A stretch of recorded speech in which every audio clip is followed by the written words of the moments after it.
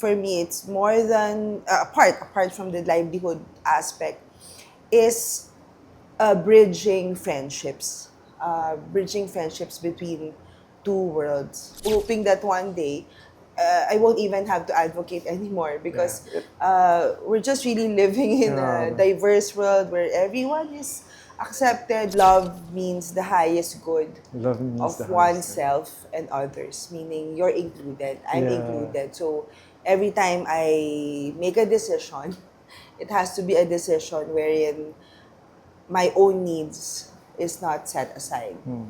So I see our leaders and entrepreneurs as the backbone of the economy. So meaning they have to have a strong backbone so that they can continue their businesses to flourish and more people gets employed.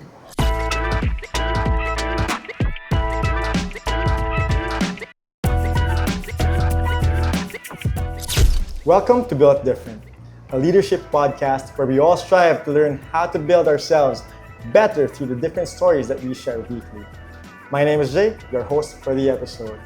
On this episode of Built Different, we're joined by a passionate advocate for inclusive entrepreneurship and co-founder of Hand and Heart, a social enterprise uplifting the lives of people with disabilities in the Philippines, a life coach, event manager, and leader in disability inclusions movement. Elyse brings a rare blend of empathy, grit, and strategic vision to every space she enters. Her work bridges corporate leadership with grassroots empowerment, creating pathways for marginalized communities to thrive through education, employment, and dignity. The conversation dives into what truly means to build with purpose and why inclusion isn't just a value, but a daily practice. Let's welcome Elyse Go. Woo! Hi, ma'am. Hi, Elyse. Welcome to Built Different. Hi, Jay. Hello. So, it's such a wonderful time that you were able to make time for us here with Built Different. And having heard that Press Steve is your brother-in-law and also co-founder in Heart and Pull and Heart is our brother, Dave Mariano. Yes, that's right, yeah. Yes. Yeah. So, Steve was very passionate before. of course, for sure. And given our past presidents, given he is a part of that list, we can't say more than just the heart of the people who has led JCI Manila. I'm in awe. Given being a part of this organization, I'm just in awe from the heart and the purpose that everyone is trying to lead by. So, without further ado, let's start with our first question as we always start our episodes. How would you describe yourself as a leader and how has your leadership style evolved over time? I think I started out as care was very high on me as a leader. But then also you realize that for things to happen, somehow care has to be partnered with some firmness, I suppose, to get things done. But I think the biggest value that I have is empathy. The capacity to feel for people, even if they don't say it. The capacity to gauge what people want, even if they don't fully vocalize it. And from there, I'm able to, I guess, come up with maybe decisions that would be for the common good. I see. So would you say this is what really brought you into founding Heart and Pull and Heart rather? To we set Yeah, I think as a person, I'm a very inclusive person. Like, I always want to make sure that everyone is included, that everyone feels a part of things. So I guess that's the trait that really brought me to set up to be in the space of inclusion. I see. I'm also aware, I would also say I do have a strength in terms of finding talents. Really? Finding talents even in the most simplest person and how to develop people. I see. So you kind of see things through the lenses from other people. I think since you said you're very emphatic, and I do understand how you you said that the inclusion thing. Given that these people are the minorities and Right. your heart for being inclusive really just led you to bringing them into the spotlight. I think so, yeah. So, like, for example, for the deaf people, I realized one day that, like, when they don't have jobs, let's say 5, 10 years of not having jobs, they stay at home. And of course, when you just stay at home, your main role is usually like doing chores, Yes. right? So I realized, they've actually mastered doing chores. And Yes. so why not earn a living from that Exactly. mastery, right? So for a time, we've set up a cleaning service. All deaf cleaners, mixed with a little bit. They call the typical people as hearing. And during the pandemic, it is actually what saved our organization. We had a group of deaf people disinfecting, cleaning the homes, cleaning offices, and our clients were very happy with um, with the service. Yes, I And see. so yeah, so I think, yeah, I guess that's how I'm able to see, like, potential I see. and how to develop them basically. So yeah, that's an That example. that was such a selfless perspective, no? And given how it worked out that the company was struggling and yet it brought on this kind of movement that helped the minorities. But I think it's just a testament to how everything happens for a purpose, I believe. And it's just an amazing story to see here. And definitely something good to pick up. Okay, so Elise, from what you've shared, could you pinpoint one moment wherein you felt that this isn't more than just something that you do, it's kind of a calling for you? Was there a specific moment in time that defined that? A defining moment. Things. Okay, so Hand and Heart started because I was a life coach for the hearing, for the typical person. And then there was a head coach who was an advocate for the deaf community that invited us to be a life coach for the deaf also. So I think that made us realize that having a job is is a is a gold mine. It's like a trophy for them. Yeah, so that's it. Things just really led to the space that I'm doing now. But I've always been called to the I'm an educator also and a Yeah. life coach. So I think life has always brought me to the service of education, developing people. So that's how things happened.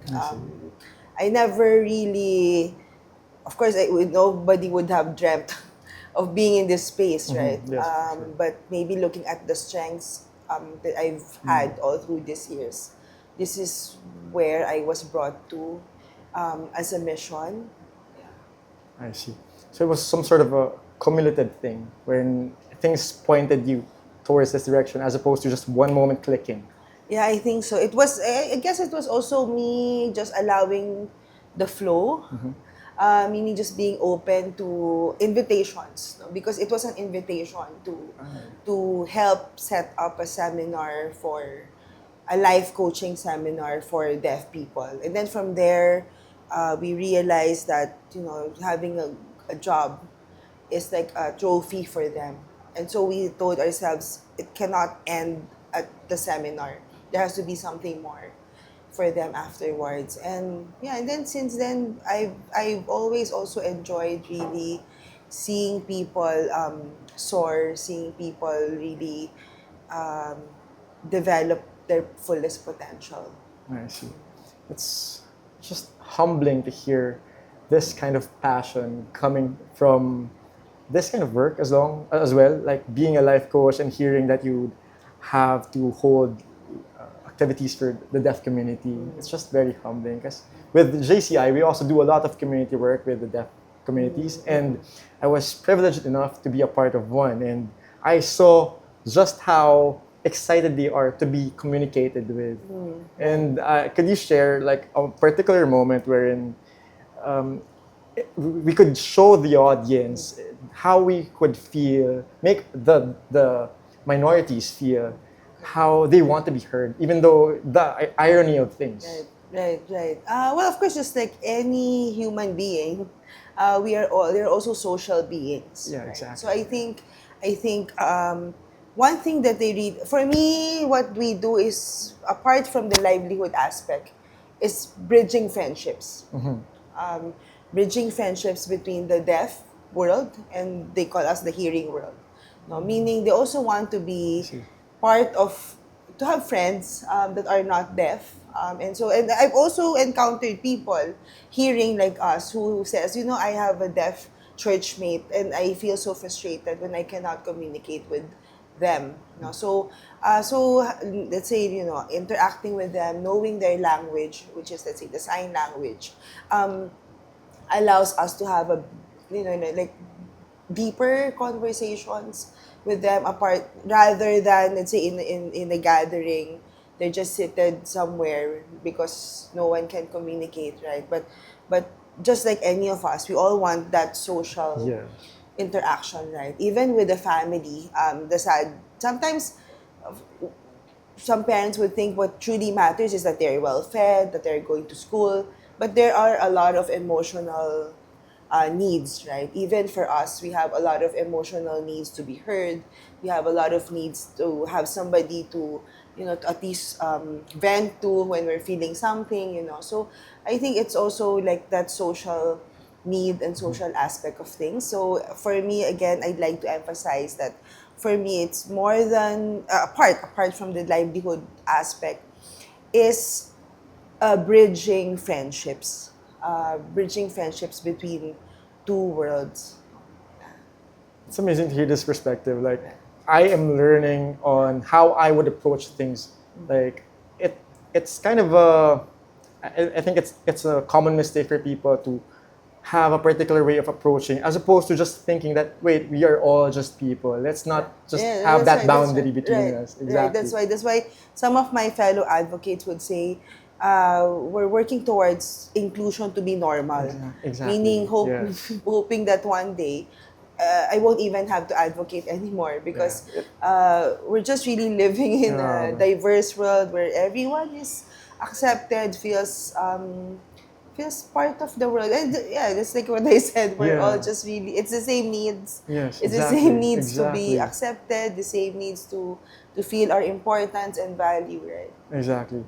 And through this journey, like upon hearing you're an educator, you're a life coach, and you're a business, how do you manage all this and balance it all with, of course, with self growth? There's also something for that. Like, how do you manage it all? Yeah, well, I guess for one, I always make sure that there's one focal per. I have a deaf partner who manages the day-to-day activities. So somebody has to be focused on the day-to-day activities in every work that I do in every organization that I do. So just to make sure that nothing is left behind. Um, I always just recently, have to be reminded of that love, love means to the highest good of oneself and Yeah, others. yes, So exactly. meaning I have to also make sure that I take care of myself and of my needs so that I can take care of others also. So there are times when, you don't realize you get drained as well. Yes. Right? But this time, especially, of course, I'm not getting younger as well. So I just really have to make sure that I'm strong, I'm also healthy, so that I can continue this vision, continue to it becoming it has already started to become a reality, but and to be able to continue to serve. Now, that's something to pick up from. Could you repeat that again? Love is. Yeah, so this is something that we say in our life coaching community, Yes. that love means the highest good Love means of the highest good. oneself and others, meaning you're included, I'm Yeah. included. So every time I make a decision, it has to be a decision wherein my own needs is not set aside.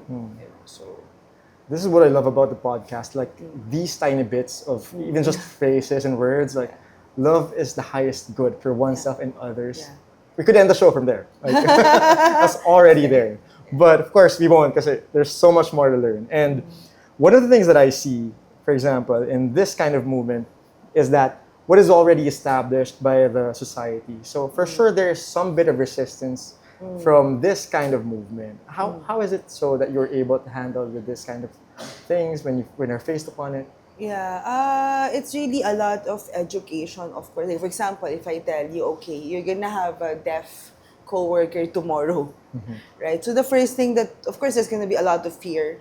How do I communicate, right? How will we be productive? You know, you're always worried that things might get delayed because the person is a disabled person, right? So we had to do some. I guess we're blessed. So in our experience, it had to start with top management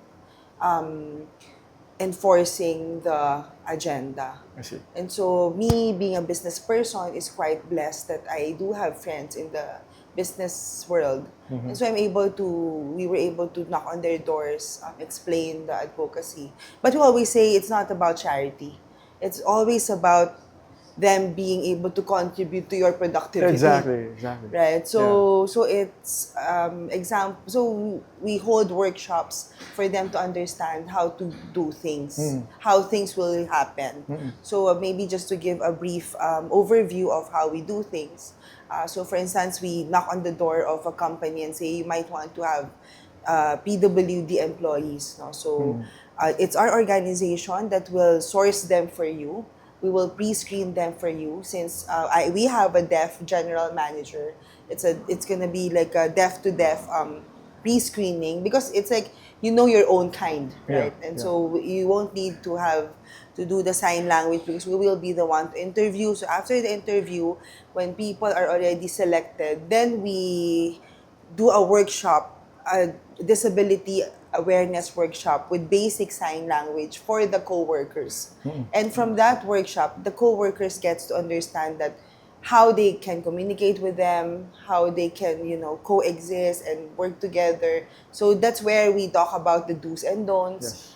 This is how you can do. Like for example, you can turn if you need their attention, turn on and off the lights. They will know they're being called because they don't have a hearing, or you can write to each other. Because the always question is how do we communicate? So you write.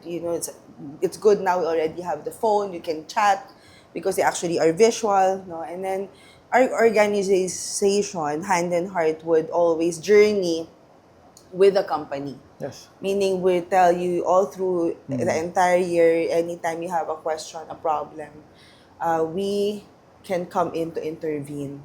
And so that's what we realized made the big difference for them to stay for 5 years already in companies. Because we were there. Like I'm somebody who knows how to sign and can communicate with the management also. So that has been our journey with our corporate partners who's been, I am happy to share that since we started in 2018, we've supported the employment of over 400 deaf individuals already. Not counting, we had 3 years of the pandemic in between, right? And I'm also a president of a group called Precious Works of Differently Abled Enterprise, where we support naman enterprising PWDs. Like as we speak, there's a bazaar ongoing now at the market wherein they're selling naman, our PWDs are selling their goods. No? So these two types of ways, employment or through entrepreneurship. Yes, I see. So that's how we do things. They are empowered like for working and creating for themselves as well. And I also love what I heard when you said that it's more than just a charity, but the company offers competence. Right. It's not just like you're doing this for charity, for the good, but if it also brings an asset for your company because they are capable and competent. That's an eye-opener. A very clear example is, for example, if you're let's say you're a manufacturing company, or in a day, when we meet coworkers, sometimes maybe we probably spend 30 to, because we're social beings, it's probably 30 minutes, at least 30 minutes a day of productive hour. that's spent on, let's say, just kamustahan Yeah. or chatting with each other, right? But because of their disability, it's potentially they might finish more production in a day because of the disability. I mean, we're Yes, not, I understand. Yeah. so, and because they're focused, no distraction, right? Then that becomes the superpower. So that's It what we does. always say, like It you does. look for the superpower. So I mean, I think as business owners, there's a high turnover rate these days, There and so is. we're saying that with these people, they value their jobs because they know it's not easy, and so we do have a workforce that's eager to be employed.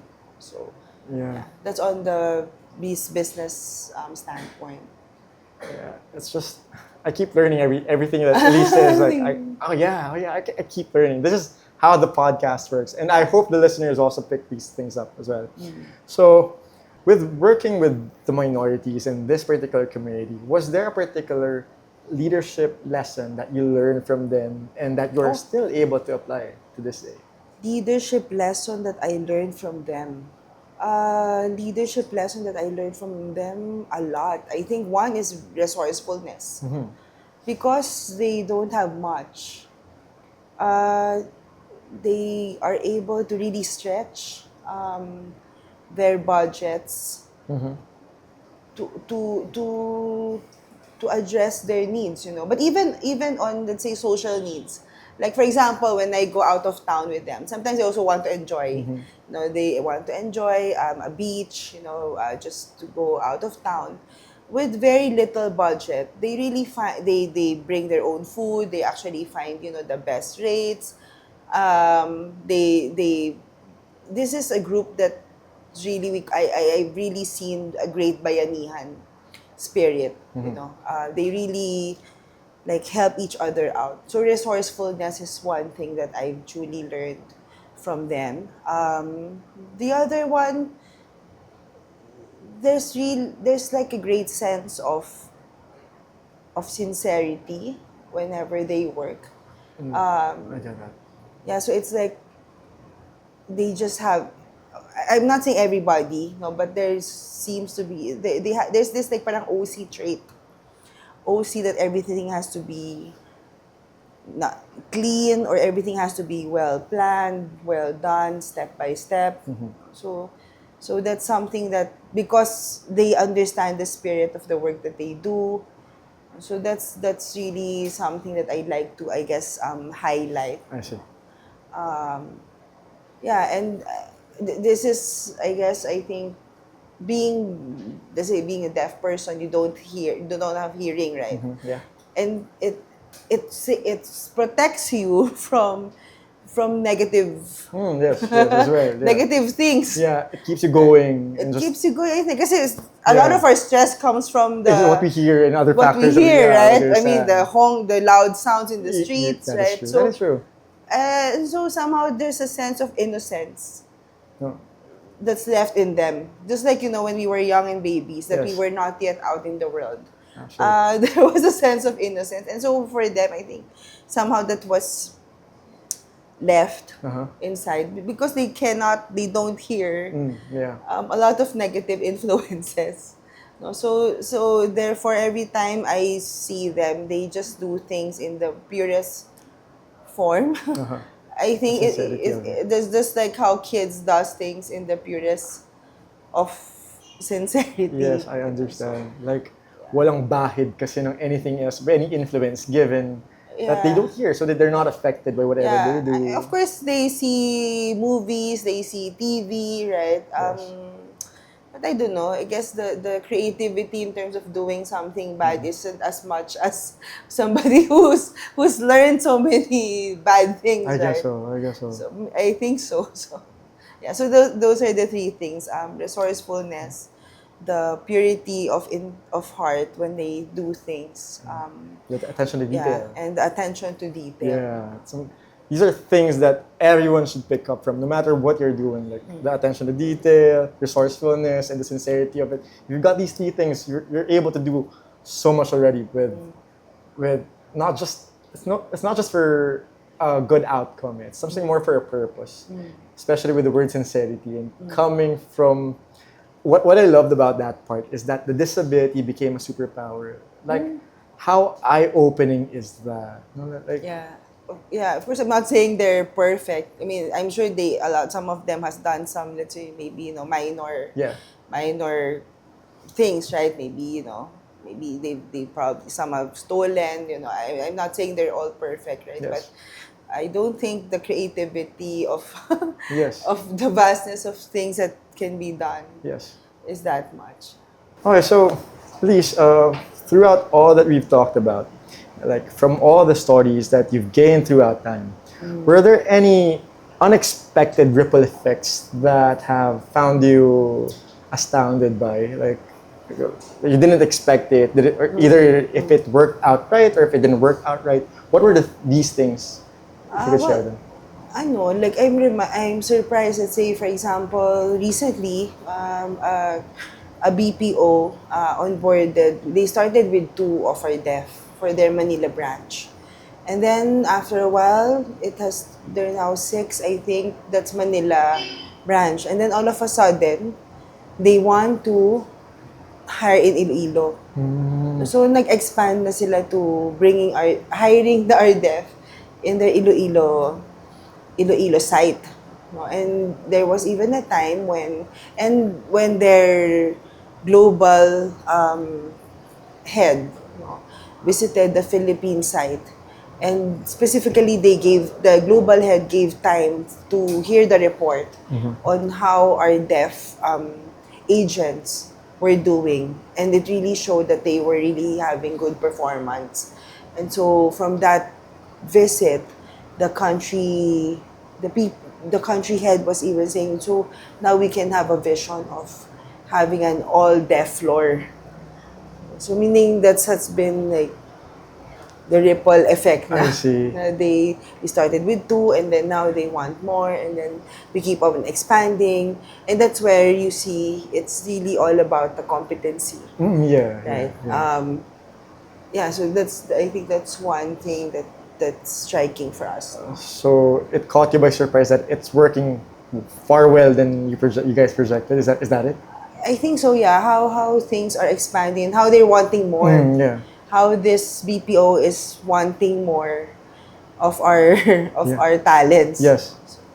I could just imagine how much more the effectiveness and the efficiency would be up by given there is no prior company to be set. If they're all just their same community, I can just see why these BPOs have opted with this kind of service and this kind of talent because And I think, yeah, on the other side, like I said, during the pandemic, some parents came to us to say, because some parents lost their jobs or their source of income, right? Because we yes, couldn't move during the pandemic. yes, of course, And they told us it was our daughter who's deaf and whom we found employment for that brought the groceries. So it was actually her daughter who was able to save from working, that was able to buy the groceries.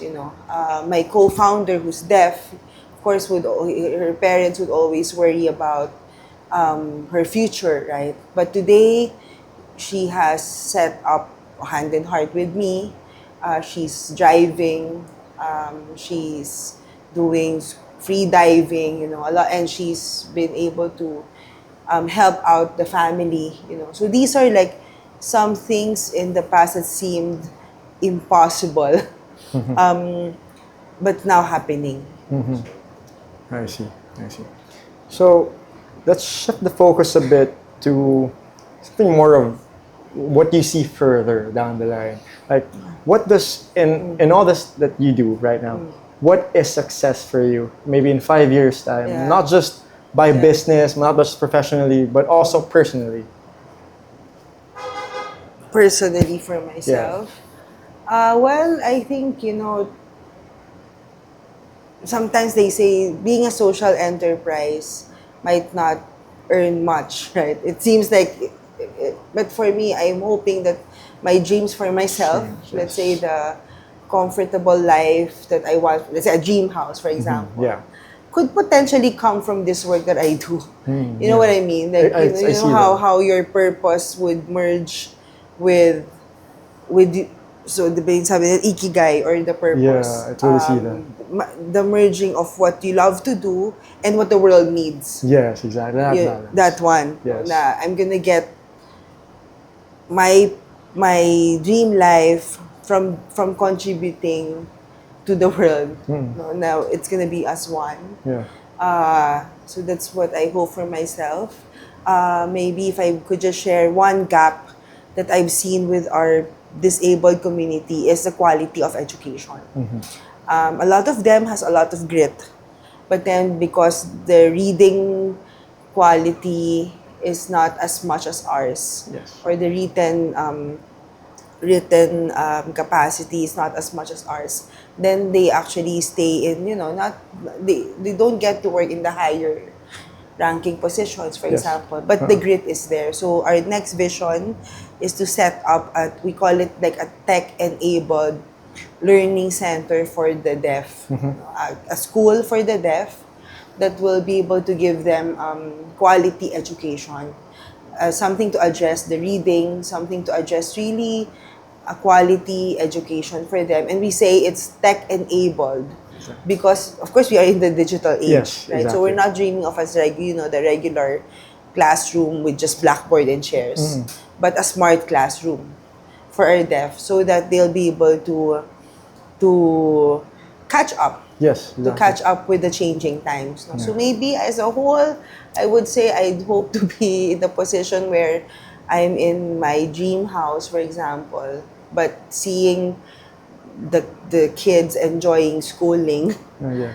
and then and then I'm able to continue doing my profession, let's say as a life coach. I guess that's how I could, Define success. define success. Yeah, I see.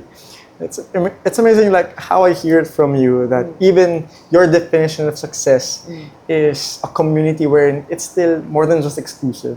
Like bringing up the level of education for these minorities to the level of how we perceive it.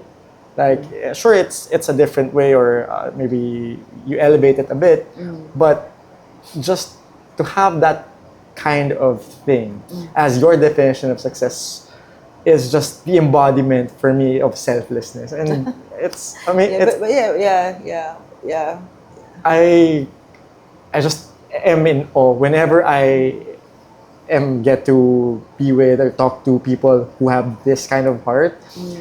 It's something that I feel has the most, what do you call this, should have the privilege for this kind of limelight so that people could pick up on these kinds of perspectives and initiatives wherein it's not just about ourselves, but from the word a while ago that love is for the highest good of of oneself, oneself and others.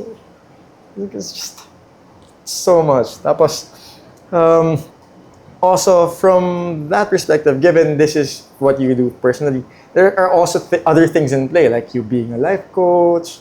And I think on that perspective, is there anything that you'd like to see going further? Like, how would that be defined successful for you as well?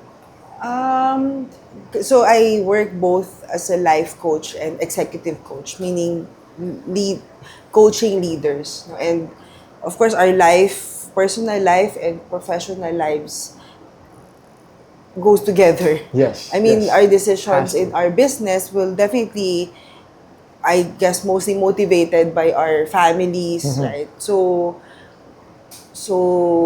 I see our leaders and entrepreneurs as the backbone of the economy. So meaning they have to have a strong backbone so that they can continue their businesses to flourish and more people gets employed. So I do have my coaching programs, my coaching practice, of which I hope to, ignite more leaders Exactly. to have strong performing businesses. But then at the same time, I get to ignite the awareness on on inclusion also. Yeah. So Yeah. yeah, on that side, that I also hope to I see. support more business owners. So like building that inclusive future and also being able to maybe foster another of those initiatives that you have so that someone may continue. Is there a particular someone that you think you would carry the torch of what you guys are doing right now? We hope to develop more deaf leaders. More deaf leaders who can continue this also for their community. Yes. I'm grateful to have in our hearing world. I think the young people are becoming more It is. advocate. Yes. Um, a lot are becoming advocates of a lot of Yes, things. Yes. things, Yes. right? So I think we won't have a hard time I won't probably have a hard time finding somebody to replace me, because I find that our young people now are really more, their heart is Yeah. creating a sustainable world. Yeah. You know, so Empathy is yeah, very much around right yeah, now, and yeah, given the ability to outsource information from how yeah, many facets right now, so yeah, they people like are the new generations are quick learners, so yeah. they pick up on these things quickly. And if you could redesign one of the systems in the society to be more inclusive, what would it be? I really start with education. I think, you know, they say the school is the second family, right? So I really start with having an inclusive education, maybe having a socially oriented, maybe students, part of a strong core of the curriculum, perhaps, no, and maybe a curriculum that is, I don't know, like from the very beginning, is already inclusive. Actually, Yeah, I really, there's really a big gap in education, because just like we all know, the future of our careers, a lot lies on the education that we get, yes, of course. right? So yeah, so for me, I think there's a lot of gap I in see. the quality of, especially in the quality of public education, I see. that the Filipinos get. Okay. Is this something you're wishful about, or is it actually a movement that's already ongoing? Is awareness being raised for There this? is an ongoing advocacy. A lot of private schools also want to see how they can be inclusive. It's kind of starting, but a lot of people still don't know how. Yeah. So, and of course, it takes a lot of attention, Yeah. True. True. from government as well. Yes. So, And if I also may add to that, I think it's our effort entirely as a community that would I think would bring about this change. If we are all aware of these kinds of things and maybe make little adjustments, even for just how we perceive things, I think it's one step forward. you're right with that, of course. Like maybe just seeing more of the possibilities Yes, exactly. than the limitations. Exactly the word in my head, like the limit, Yeah. possibilities and strengths, as opposed to it being disability, Yeah. but a superpower. Given if they could only see the effectivity and Yeah. for surely all of these BPOs have like comparisons from how they were before and how their company is functioning with what the business is offering. I think it would be a big eye opener Yeah. for sure. Yeah. So, to wrap things up with the talks of what we share, but although we still have one more portion, we always have a game with the Built Different podcast, and we'll explain it all later. So stay there. For now, let's talk about if there is anything you want people to pick up from this episode, or what are the 3 words you would say, or maybe not just in words, anything that you'd like to say that people would like to pick up from all this for the story that you've shared with us. Uh, I, of course, one is to see the beauty in diversity. Meaning, yeah, so that's one. Seeing the beauty in diversity. Second, I think it's about creating a more I said earlier, bridging friendships. The social aspect of it, which is to to bridge more friendships and allowing more people to feel included, basically, no? Feel their worth. And lastly, education. I hope that after this podcast, people could help us in educating, in raising awareness, and educating, maybe helping us break more structural barriers Yes, towards a more inclusive world. I see. I, for one, definitely will start on that kind of movement. If there's anything I could redo, just to have this kind of, or anything at all, like not just with particular, if even if just sharing these pieces of things that I picked up from this conversation, I think would go a long way. So, guys, just hang around. We're going for our game next, and hope you enjoyed. Hey guys, this is Jay. Here's a powerful leadership tip on inclusion. Start with self awareness, lead with intentional empathy.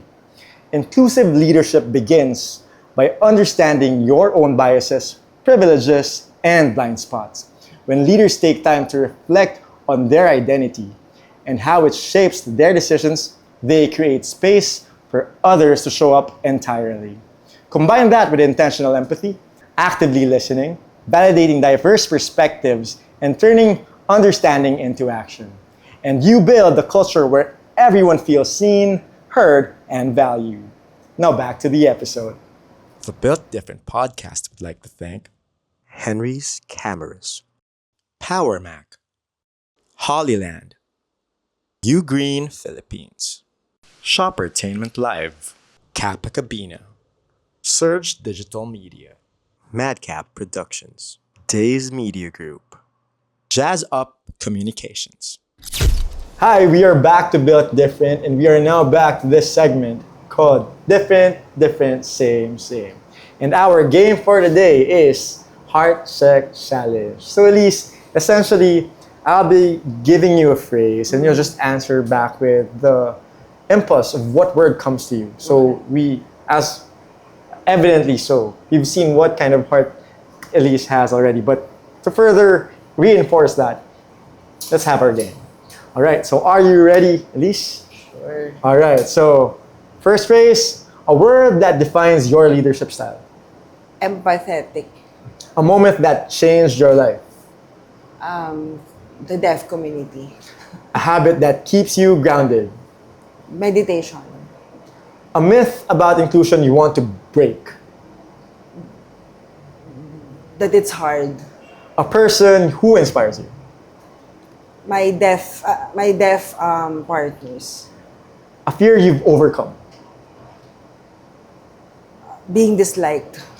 A dream you're chasing. My dream house in Baguio. Oh, in Baguio. A mantra you live by. Kindness kills. I don't know. The epitome, or what is the thing you want to leave most for this episode? Leave most. Yeah, like what do you want to share most? If you could sum it up in one word. Talent. Talent. Oh, diverse. Yeah. Okay, everyone. So before we end, Elise, would you like to invite everyone for anything coming up for you? Anything that's going on, please? Of course, our next vision, as we said, as Hand in Heart, is to set up a tech-enabled learning center for the deaf. And so if there's any organization out there that might want to adopt this as a CSR, we'd be very happy to collaborate to make this vision into a reality. There you have it, guys. Miss Elise. I hope everyone has learned about inclusion, about it being not just a movement. It shouldn't be a movement. It should be a norm. Let's all hope for a future wherein everyone is just as all we are. Once again, this has been Built Different, and see you in our next episode. The Built Different podcast would like to thank Henry's Cameras, Power Mac, Hollyland, U Green Philippines, Shoppertainment Live, Kappa Cabina, Surge Digital Media, Madcap Productions, Days Media Group, Jazz Up Communications,